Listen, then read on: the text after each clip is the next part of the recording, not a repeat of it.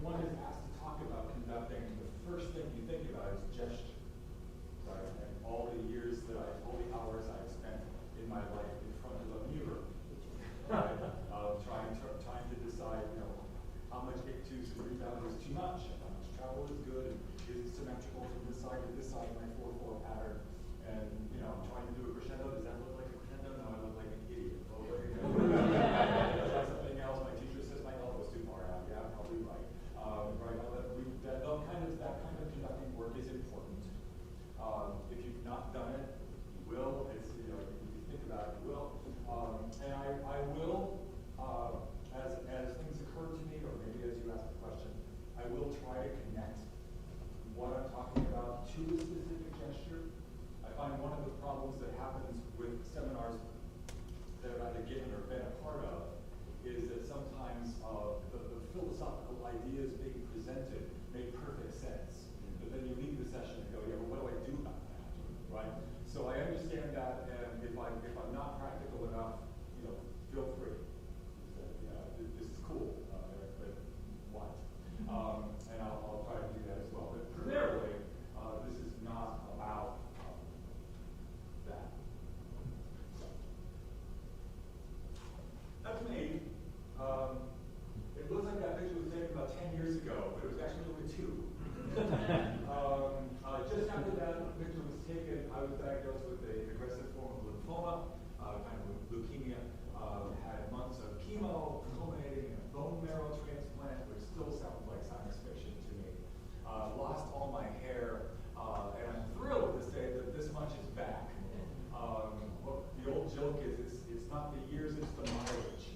And I have had quite the year. It's been 13 months since I've been on the podium.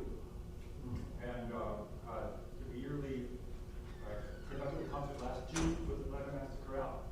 And this is the first professional thing I have done in 13 months. So I'm delighted to be here in both senses of that word. And to be talking to you about what I love so much. And I plan to be back to work full-time at Emory, where I teach, and with the Atlanta Master Chorale. I'm trained as a singer, an organist, a pianist.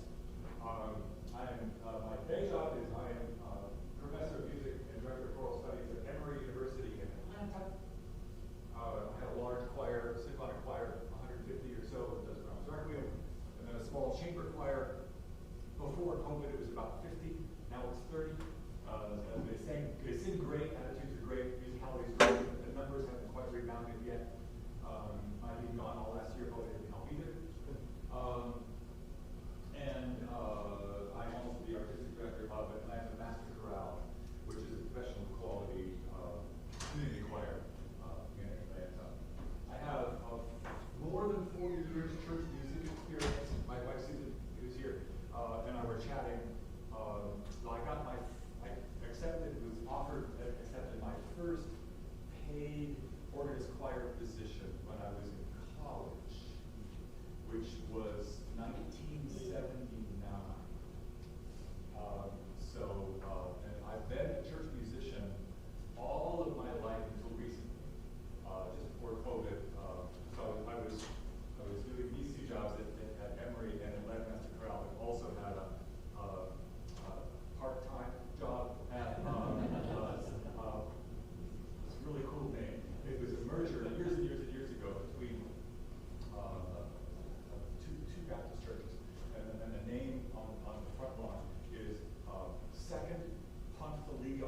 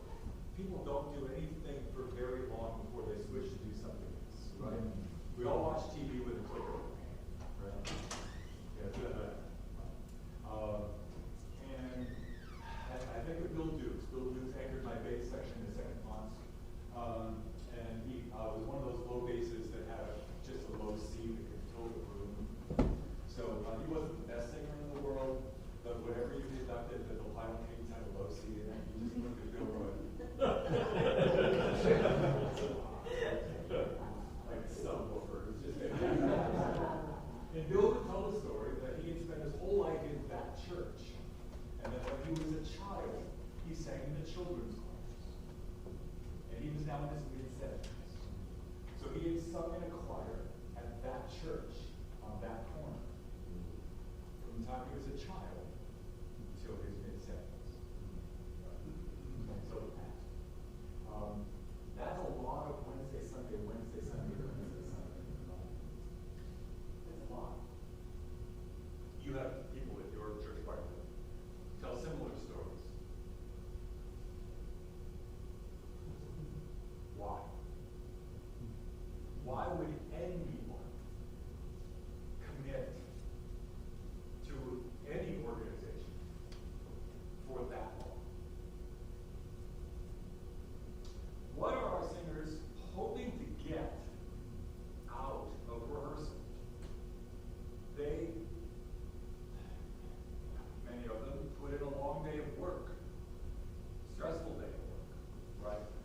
They got home, they were planning on eating something, but they ran late. Traffic was bad. They barely had time to just eat half a sandwich. Right? And they're back in the car, and they're driving back into traffic to get to church, to walk across the parking lot. Why? Right? They're hoping to get something that night from rehearsal.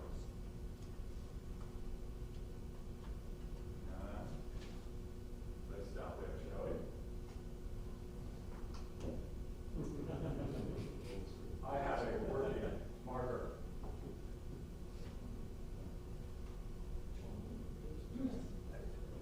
Why? Go. You can't. Community.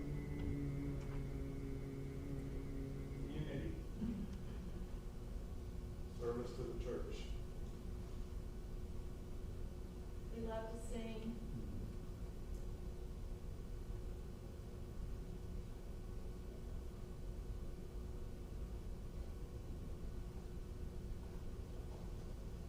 Family, a sense of family.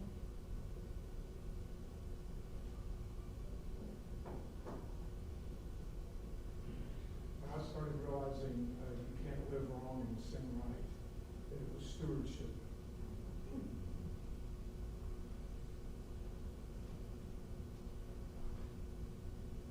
Is stewardship similar to service to the church in your sense? To some degree. Some degree. How are they different? Do you mind? It's a personal accountability under your faith. I used to think that coming was a great repertoire, wonderful music. Yeah. But they're there because that is their expression of accountability of the time.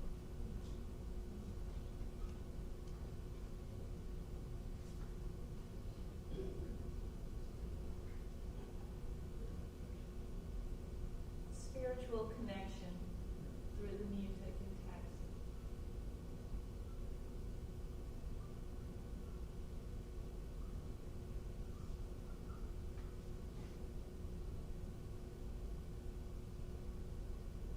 He enjoys it.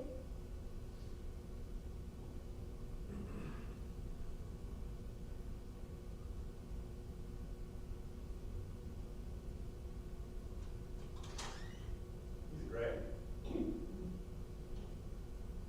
Sense of community, service to the church. We find that, don't you find that people that are in church choir are often leaders in the church elsewhere? Joy and love of singing. Sense of family, which is related to community, I suppose. Stewardship, sense of accountability, faith, as expression of faith, I think, for many. Maybe even a building of faith for some. Spiritual connection to the music and the text and to each other. Right? It's all related in some degree. And just pure enjoyment. It's it's fun.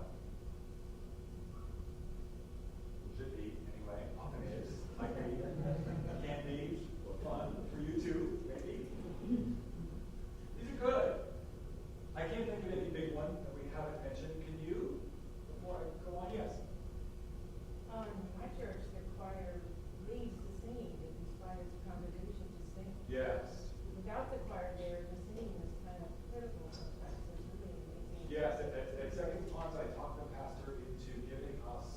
1 month a year off.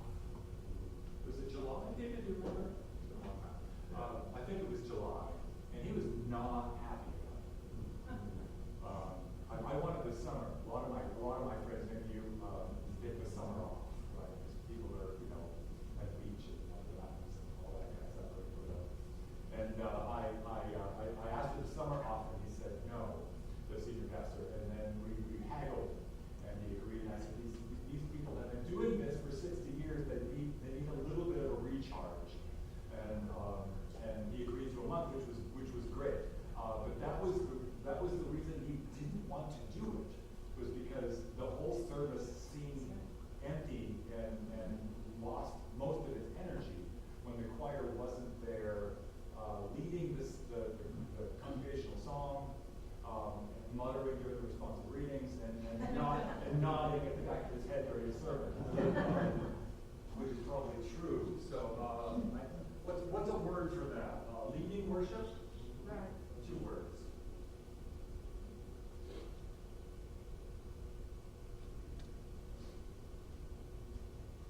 As a conductor, I am walking from the parking lot to the rehearsal with a set of musical goals, right? Rhythmic precision, rise and fall of melodic line, balance within and between parts, intonation, clear diction. And we can keep going, right? With the choral skill set that we are teaching, expecting, nurturing from our church. Our singers care about these things too, of course. They do. They understand that that's going to come up during the evening of rehearsal. But these things that matter so much to me and maybe to us are probably not the main things that our singers are hoping to get from rehearsal. Right? I don't know if you can see this well or not, but the big blackboard is behind the screen. Somebody didn't think this through. So I can't get to that one because the screen's there. Do you see what's missing here?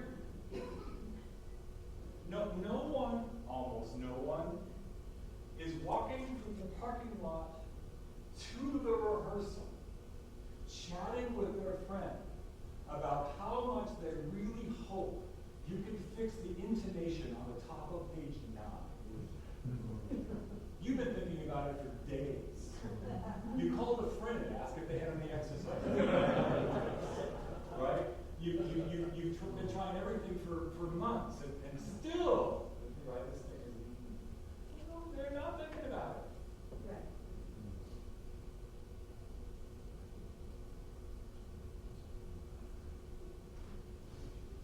The desire to lift the level of our singers' musicianship is important. Conductors are teachers, after all, right? You all have full understanding of this, right? It's a bit of a cliche, but it's absolutely true that you are the only music teacher that many people in your choir will ever have. Right? You're the only person to teach them a little bit of how to sight read, what basic musicianship is. In some cases, what very high-level musicianship is. Right? They've got basics, but they don't. This thing you're asking them that only professional choirs get to. Right? No one's ever brought that up before. This is really cool. Right? You're the first one to mention this. You're the only voice teacher many of the people in your choir ever have. It's important. But we must always keep the singer's experience in mind. We should keep it in mind during rehearsal. We should think about it and keep it in mind in planning rehearsal. Right? These things are also really important. Right? So how do we fix the intonation on the top of page 9 and have these things still occur? Right? Not you, but not anyone you've ever sung for, but you've heard stories, right, about conductors that care too much or care wrongly about the choral skill set, and they'll end up kind of being mean and berating.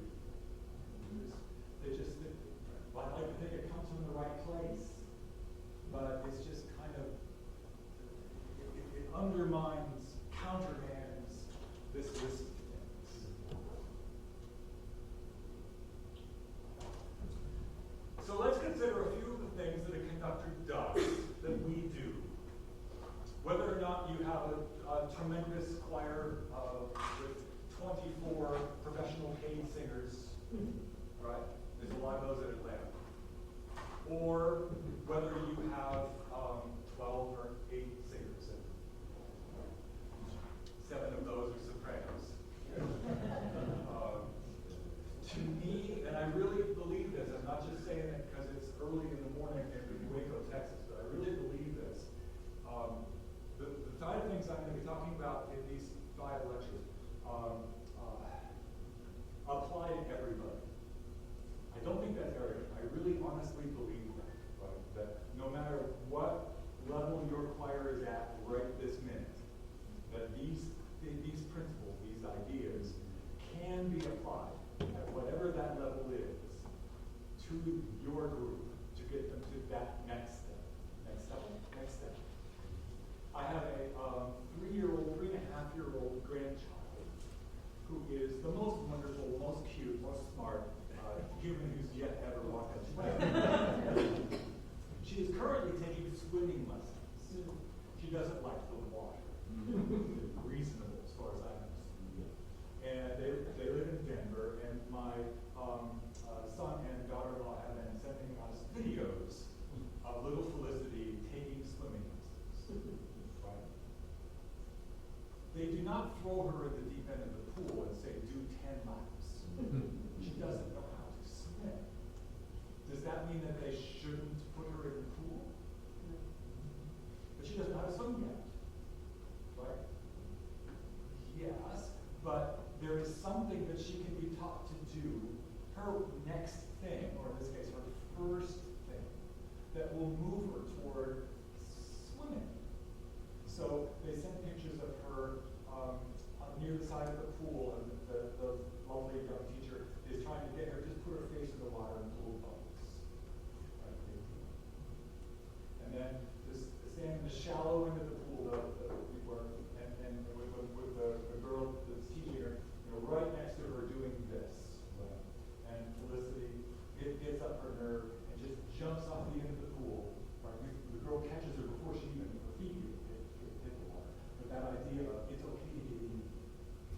Just one yesterday, she and 7 of her little kid students that were learning were on a really, really cool looking thing. It was like a raft almost that floated.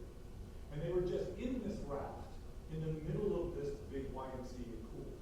And the teacher was just pulling them around. Right? My first thought was, well, this doesn't have anything to do with something. But then I realized they have to get used to what it feels like to be away from the gardens, out in the middle of the pool. It's okay out. Have fun. Right? You get my point? Right? That good teachers who might want them to get to here, right? The best teachers understand, okay, they're a million miles away from there, right? But we can do this, right? And then we can do this, and we can do this, right? We can do this, and that gets us closer, and it keeps these things intact if we choose well, right? And if you're anything like me, as much as I enjoy the highest levels of musical artistry, and I've been lucky enough to get close to that a few times in my life, I get an absolute charge out of my choir doing something for the first time sometimes that is better than it was. Right? There was absolutely no line, and all of a sudden it goes like this. Right? They've never sung in tune before, and all of a sudden someone goes, right? Fun for us too. And it should be, might be. So these are aspects of our conducting, things that we do as conductors that affect our singer's experience. Okay? Attitude. We can all tell stories about our singers' attitudes. Right? That would be a nice way to spend the rest of the hour. It'd be a lot of fun. It'd be cathartic. Right? But what about ours? And it's really important. I said that I spent many hours in my life looking in the mirror thinking about gestures, but I don't know. We need to kind of look in the proverbial mirror sometimes and think about what attitude we are projecting out there. Right? I had a professor, brilliant studies who will remain nameless, and he was renowned for the look on his face whilst conducting, which I can't do as well as he could, but it was basically this.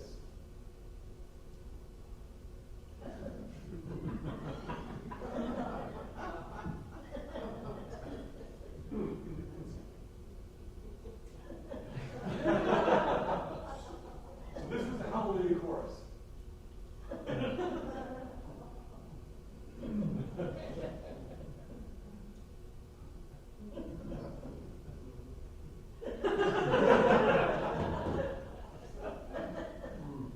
Brilliant musician, wonderful musicianship. Close your eyes. It was just heaven. Wasn't quite as much fun. Anything else before I just give one terrible example? I think that we can. There is sometimes that if you just in having one of those nights where you don't want to be there, right? You get to make sure that you're not projecting that to them. In the same way that they're often coming in after a harrowing day, they don't really want to be there, but they drag themselves there anyway. But if you can bring them along and the music takes over, right? They came in exhausted and leave whistling, right? And hugging their friends. Right? So we should expect the same thing of us. This is going to recharge us. I think if you go, I've also sung for people that go the other way. We should not be Disney princesses. Right? I don't know what I want to sing for someone conducting a Hallelujah chorus who's doing this.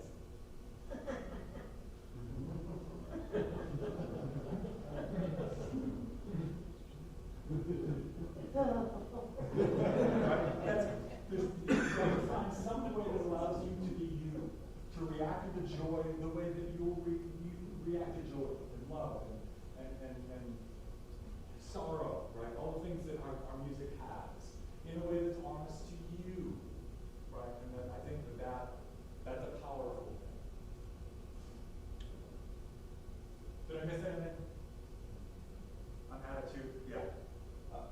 You may be getting to this as well, but I know that like in our world, maturity and Sunday, and I mean, you have to be on every week with a public presentation of your work and your Yeah, Sunday's always coming, yeah. Sunday's always coming, and if you've done your preparation, everything takes care of itself. But we've all had those weeks where we have a different choir that shows up on Wednesday before Sunday, and suddenly we're stressed about that. Sure. But what I've noticed is when I get stressed, that stress then transmits over to the choir, Yeah. and everybody's on edge, and then it's counterproductive. So, and we don't even know that's happening, but we have to somehow find calm and assurance, even if we're internally like really worried about when something's going down.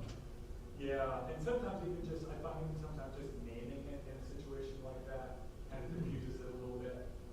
You just kind of, we're a little bit under rehearsed this morning in this anthem, it's going to be fine. We have a good time. In situations like that, Yeah. I just say, hey, we are here, and we are servants of God, and God will just reach down, he'll just do this, and it'll be just fine. Yeah, it'll work out just fine. And you have to kind of trust that the techniques that you've built over time are they're still there, right? It may be the people that are there that Sunday may not have been there the last 2 weeks because they were in the mountains, but they've been there before. They'll be all right. Choosing music is a big thing for this list, hugely so. Right? So we have to choose music that's going to fit with whatever the sermon and scripture is for the morning. We'll talk more about that later. We have to choose music. There's a lot of reasons why we choose music. Right? Sometimes you choose music because you like it. Right? Sometimes you choose music because you don't have many tenors and there's only so many SAB pieces in your library, right? And we don't have enough time and they've sung this one 10 times, so we'll do this one, right? But one of the reasons, one of the things that choosing music does is thinking about getting from here to there, right? We choose music that maybe you're trying to get them to sing an anthem that's a cappella. They can't do that yet, right? So you find an anthem that has 2 measures of a cappella, right? They can do that, right? Or you just tell the pianist to drop out in 2 bars, right? Just kind of get it started. Everybody has what our friend Sue Ellen Cash used to call sugar sticks, right? The songs that church choir, for whatever reason, just adores and loves. Just means the world to them. May or may not be your favorite. When I took the choir of the first Wednesday night at Second Ponce Leon Baptist Church, for some strange reason, in all my years of being involved in church music as a conductor, as an organist, as a pianist, I had never in my life heard the Majesty and Glory of the Brigade. Just had never come across it. We haven't either. It's an old anthem that's fantastic. And the choir has sung that 2 or 3 times a year for 50 years. They knew it by heart, literally. Everybody in the choir knew it by heart. Right? But that I quickly realized that this is a piece I need to do every year, if not twice a year, right? For all important occasions, right? All of them. So choosing music that means a lot to the singers, heart music is really important. And then some old stuff and some new stuff and some things that help them to grow. Big deal. If you only choose music that they hate, you wouldn't, but if you did, then this becomes difficult. If you choose a variety of music and somebody comes up to you after rehearsal and says, I don't know why you picked this song, I hate it. Right? I'm fine with that. We sing each other's songs. Yeah. Sorry, hang in there, you might grow on me. If not, we're singing it in 6 weeks and then it's cool. Right? We sang 7 pieces, 8 pieces in tonight's rehearsal. Did you like the others? You okay? We good? No. It's important.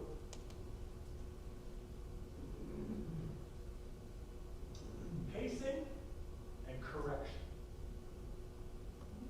Our singers are there, obviously, to sing. And we keep stopping. Our singers love to sing. And we keep telling them they're doing it wrong.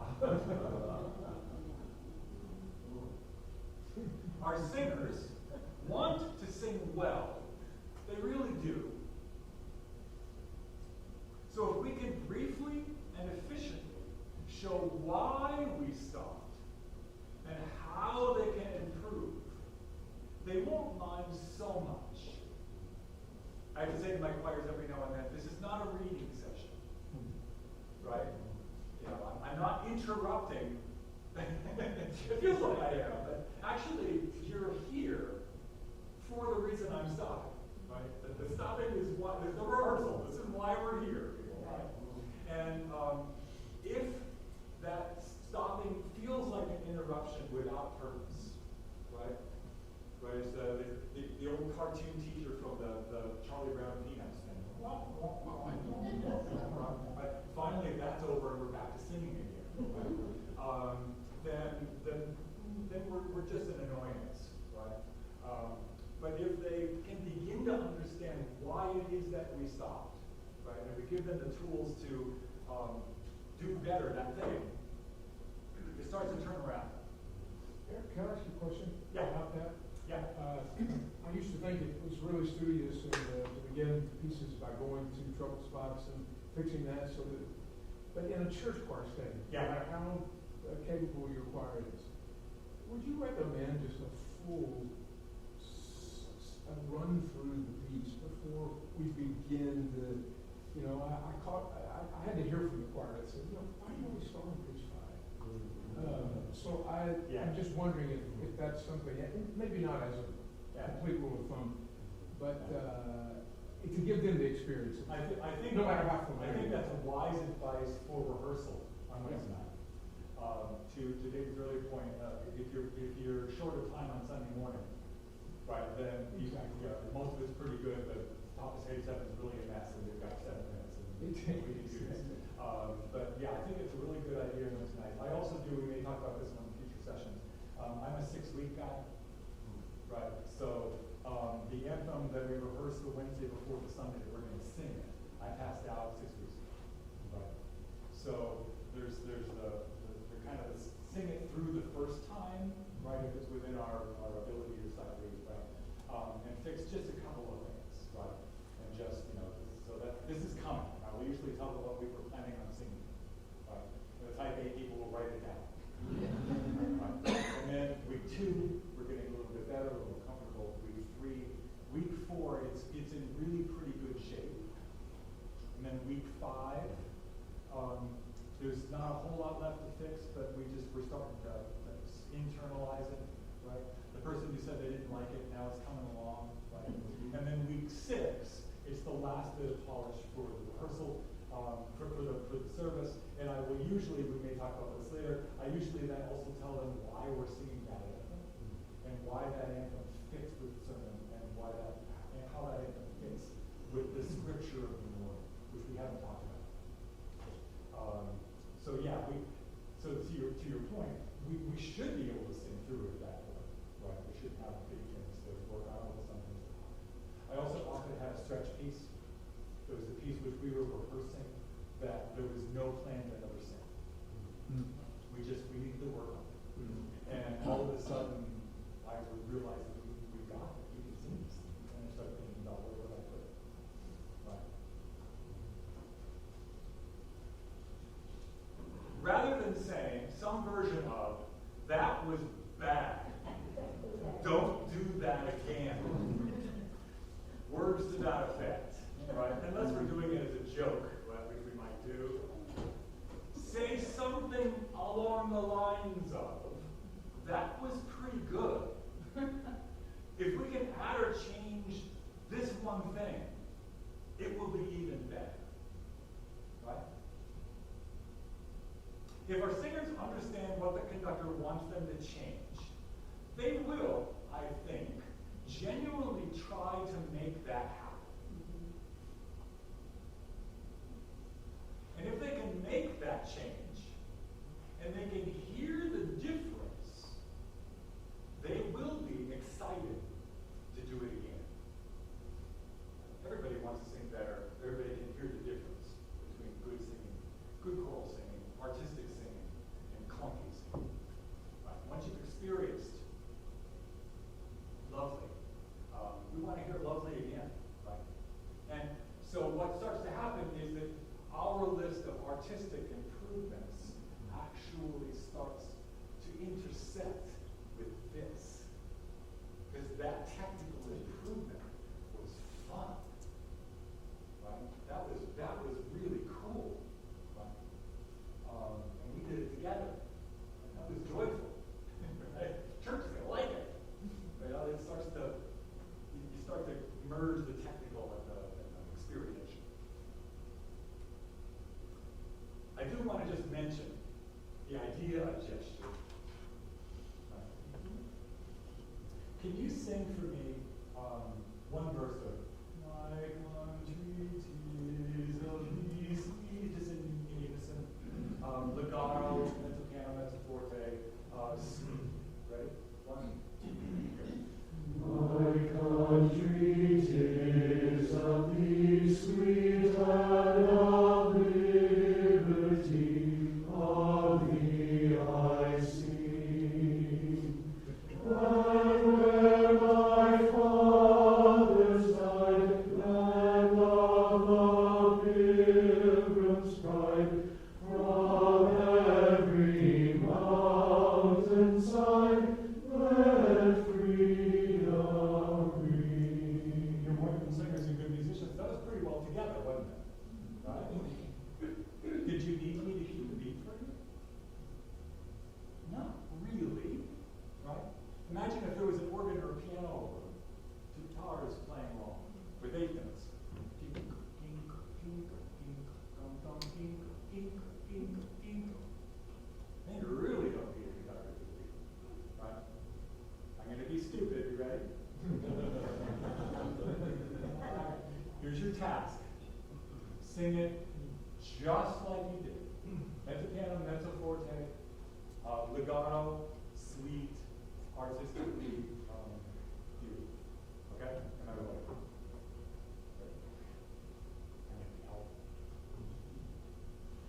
My heart is of thee, sweet land of liberty, I sing.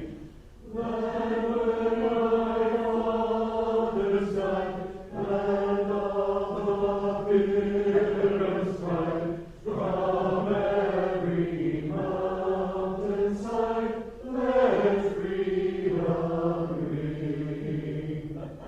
Yeah, I didn't like that very much.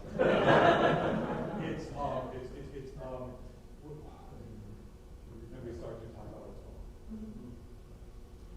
Extreme example, stupid example I will give you. But here's my question. You're really good musicians, right? You knew the joke. How did it feel? Weird. Was it hard for you? Yes. Right? One of my colleagues did a session yesterday. What is an old Rodney, I think, or line? What they see is what you get. Right? I can say that the big things I'm talking about are more important than the minutiae of gesture, and I probably believe that. But in the end, while they're singing, they're looking at you, and what you do with the gesture does really matter. It's really impactful, right? So can you do from every mountainside, right? That'll be more like me. Here we go. I'm gonna ask you to do a little louder. From every mountainside, let freedom ring. There's a slightly different way to do that, right? From every mountainside, let freedom ring. There's a slightly different way to do that. From every mountainside, let freedom ring. For instance, right? So if the point of the reason why we're singing that is because the whole service has been about freedom, then I'm going to make sure that the last point of that verse is not let. From every mountainside, here's the point. Let freedom ring. Well, there is a philosophical point to be made about the enabling and the letting, right? But probably it's going to be more interesting to do let freedom ring. If the sermon title was Ring Out, right, then I'm probably going to go let freedom ring. Right? Gesture matters. In that case, as inadequate as that might be, I was giving you a sense of freedom, go ahead and sing. I was giving you a sense of moving the breath. I was giving you a sense of the size and the scope, and even the nature of the sound, though we don't know each other, right? This is different than this, right? Sometimes the violas are playing off beats, right? I gotta be really clear. Other times it's just, come on, go. Send the air. Right? Hook it up. And you can find that beat, can't you?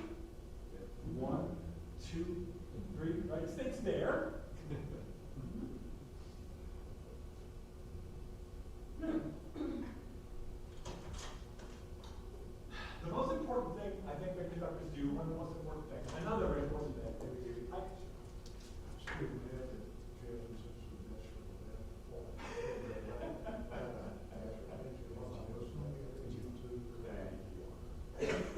Thank you, my friend. We've done a lot of your music. I've helped to buy your boat. One of the other things that we do is making musical decisions. Really, really, really, really important. I tell many conducting students I teach that their biggest thing they need to decide is how does it go? How does the music go? If I haven't decided that freedom is the place I'm going to go, that there's nothing I can do in the mirror to make me emphasize beat 3. Once I decide I want to do that, and I can't figure out how to emphasize beat 3, now I'm in the conducting lesson, and I need to figure that out. I need to experiment with some things. right? But the most important thing you can do, thinking about trying to be a better conductor, is not getting your gesture better. It's how does the music go? And then how can I help the choir to accomplish that? Right? It starts inside. I spend, I don't know how many, my wife could probably give you a hint, although I'd have to do it in private, but I spend many more hours preparing for rehearsal than I do in rehearsal. Many more hours. They don't know. They don't understand. The more choices we can make while planning the rehearsal, obvious things like do we breathe here or carry, right? Do we crescendo or diminuendo? What is the phrase destination? The more our singers will know what to do because we show them, right? Many things, especially with the Master crowd on my chamber choir at school, many of those decisions that I made, I show them on the first read through, right? And unless it's really hard and they're over their head, we're trying to breathe and look up at the same time. If it's within their bailiwick, right? I'd say 8 out of 10 decisions that I've made, I never need to mention because they saw it the first time, and it seems obvious, right? Right? It wasn't obvious. 3 different ways I could have done it. I chose this one, but having chosen it, they know that that's what they're going to do. And when it's not obvious, then I have to explain it. Right? Over time, our singers, I'll say this too, you'll be really mad at me. My Atlanta Master crowd, which are all pros, essentially, I just don't pay them. But they, every one of them, pretty much, goes to rehearsal with music in one hand and a pencil in the other. Right? And I usually overdo it when it's tricky. If there's this question of where we carry or don't carry, I always do this in performance, but in that first rehearsal, like, they need to know. Right? So at that moment, I will often do something like this. Right? And 50 people will go like this and keep singing. And that's all there is to it. Right? My school kids will do, the seniors in my school choir will do that. Right? And they'll do this to the freshmen. Right? But the freshmen in my school choir, I will have to tell them, do you have a pencil? Right? And 14 people get up and go to their backpack because they forgot. Because they don't understand. Yeah. It will. Over time, I have found, over time, our singers will do more of these things instinctively, and we will actually need to stop less often. They'll start to phrase better, right? They'll start to sing in tune more often. They'll start to, pronounce a consonant every now and then. As an example, let's consider the well-known hymn Amazing Grace. We do the same thing we did with my country too. Let's do Amazing Grace. So my job at the moment is to tell you what the tempo is and get you in. And you're just going to sing. Ready? Here we go. Amazing grace, how sweet the sound that saved a wretch like me. I once was lost, but now am found. Was blind, but now I see. Lovely. You carried grace. How? It wasn't the meeting, so far as I know. We just all kind of decided in the moment to do that. Do we like that? Want to keep that? Amazing grace, how sweet. Or do we want to do Amazing grace, how sweet the... I like to carry, but if we were to break, what would that do to sound? If I just stopped, I'm probably not going to want to stop again after sound. Amazing grace.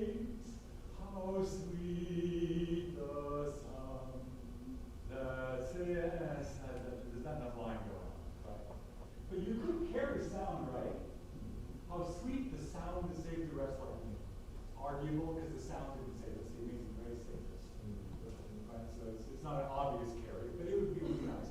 So you could do the opposite of what you did. Amazing grace, how sweet the sound that saved a wretch. Is the wretch the important part? Is the sermon about the depravity of man? Could be. Saved a wretch like me. Is it about the saving? That saved a wretch like me. Downplay the wretchness. Is it about the before and the after?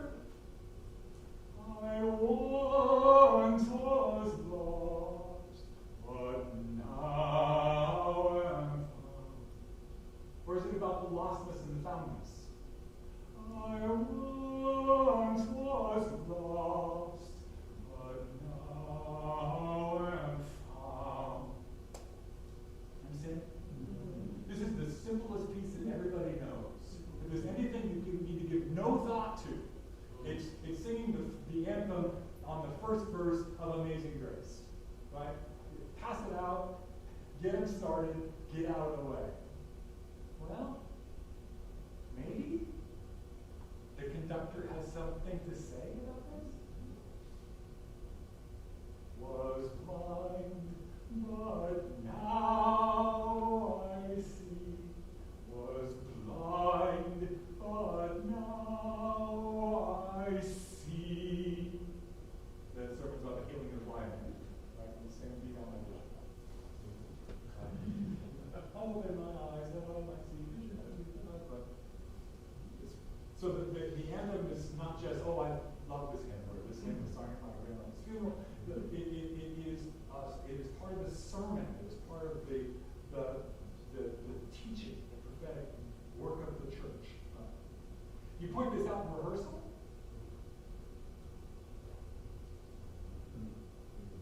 You stop and say, that was beautiful singing, but here I have a thought. The sermon this week is about healing blind men. What if we did? Everybody goes. And then we do it. And not everybody, but a few people in the room are going, beep, beep, beep, beep, beep, beep. I never thought about that way before. Oh, that's great. And they will tell their friends at lunch after the service. Hey, Betty, did you notice in the anthem?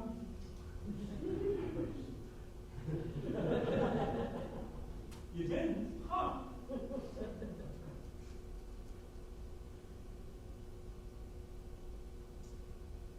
What I'm describing here is not just technical improvement, it's connection to the worship service.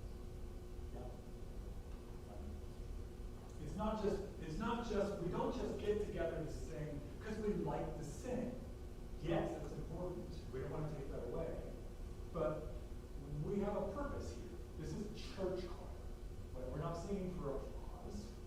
Right? We're singing to engage our congregation and lead them closer to God. That's big stuff, right? If my school choir at Leonard Master Crowd has an off moment, the applause will be a little weaker. Oh well. But if we give an anthem whose text is unintelligible, right, and who's out of tune and it's all plotty, I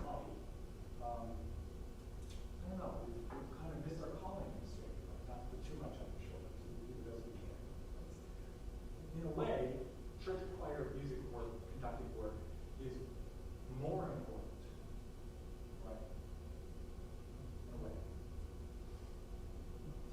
In our last bit of time here, part of this can be improved or undermined by logistical concerns. How do you handle getting the music out and back? We all do this differently. If you're terrible at this, then appoint someone who's an engineer type. Right? They're in your choir, right? They would love this job. It's been driving them nuts. Right? Maybe you're new at the job and they're just praying that you're going to fix this because the last two directors did it. Right? For me, we had a big table like this in the hallway leading to the choir. So you came down the stairs and into the choir suite, and you went by this big long table to the choir. And on this table were the hymns for Sunday morning, because they didn't like holding hymns. So we bought the hymn sheets to go with the hymnal. I don't know how much that cost before me. So if there's 4 hymns that Sunday, they're in order. Right here, you pick one up. There's a box for you to return the hymn sheets and the anthems that, right, because you haven't been there. They haven't been there for 4 weeks. They have mountains. So they take that out of the folder and they put their old hymnals back, hymn sheets back, and they put their old anthems back, and they get the new ones. And there's someone in the choir whose job it is to be the librarians, 2 of them actually, and they will, at the end of the service, they will collect those things. And before they go to lunch, they will go to the library and they will leave with all those things away. I want to do it. I get all the stuff out, they put all the stuff away. You have different systems. Then it's this Sunday's anthem, 2, 3, 4, 5, 6, maybe 7 and 8, because there might be more than one anthem on some of those weeks, or sometimes we call to worship in joy for responses. They're all there. Pick them up, put them in your folder. It's a 3-ring folder, so people don't like that, because they sit down and you get boom, boom, and then you can't you do that in the hallway? Gotta put them in order. Other logistical concerns. Road. Where do roads get hung? Who cleans them? How often? If you're a liturgical church and you change color of stone, right, is that clearly put somewhere? The church that choir that I sing in, there's a board, and that stuff gets written down. This morning's anthem in running order, blue, red, white, right? So the first thing I do is grab my robe and go. White. I feel like I'm missing some things. So what else happens logistically? Get the music, put music away, robes. Seats. Where you sit. So I had a graduate student at Emory who was a choristers guild person, and she learned in children's choir to do name tags on the seats for kids. And she brought this, which she did her master's degree with me, and I've done it ever since. You may not want to go this far. I print out about this big the name of everybody in my choir, the school I went to church, laminate it, and put Velcro on the back of it. And then it's not plastic seats, it's felt cloth seats. And then I will put on the back of the chair in front back here the name of the person. And they're color coded, different colors for the on the same basis, right? And I will get there an hour early or so, and there's also a sign out sheet, right? So people will sign out when they're not going to be there. It's like a month at a time. So I will look at the sign out sheet and I will discover who's not going to be here at the next rehearsal or this Sunday morning, and I will remove the names of those 12 people that are on there. And then based on that, I was going to go soprano, alto, tenor, bass, but now all of a sudden I don't have as many tenors and basses as I thought I was going to do. So I'll decide to do sopranos on this side, altos on this side, and then in the middle because it looks like the thirds, just fine. But I didn't rehearse that enough, right? So I can move things around. So they didn't like this at first because they don't own the seat. But it takes away that completely. So what started to happen is they would walk in the room and go, right? And then after time, they'd pick up their stuff, they'd walk in the room and I would see this. Right, where am I sitting tonight? And you can make it balance better, you can put friends next to friends, or you can intentionally put readers next to non-readers, you can put people next to new people. Right? Someone just joined the choir, you put them next to the most gregarious, loving, experienced choir member you can think of. I don't know, there's reasons why you can move things around. Every now and then I'd be running late, and I wouldn't have time to rearrange or put them out. And then over years, I was there 14 years, people would walk in and see no name tag and panic. Right. Where do you want us? And I usually say, spreads over there, office over there, sit anywhere you want. Once, I actually said, sit anywhere you want. It was a really easy anthem. Really, they could just mix it all up everywhere. I thought they might take advantage of that, and I said,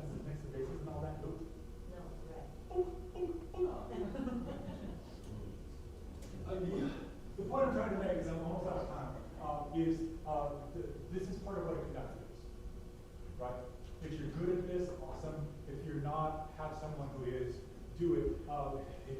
You've gone to places where the logistics are bad, and it makes the whole experience less pleasant. And then really quickly, spiritual concerns. I would always appoint a chaplain who would come up at the end of rehearsal in my case, and someone people love with lovely heart, who would ask for prayer requests and remind people that Marjorie's still not here tonight because her husband Bill is still in the hospital. Right? The spiritual concerns and things, part of what church choir is.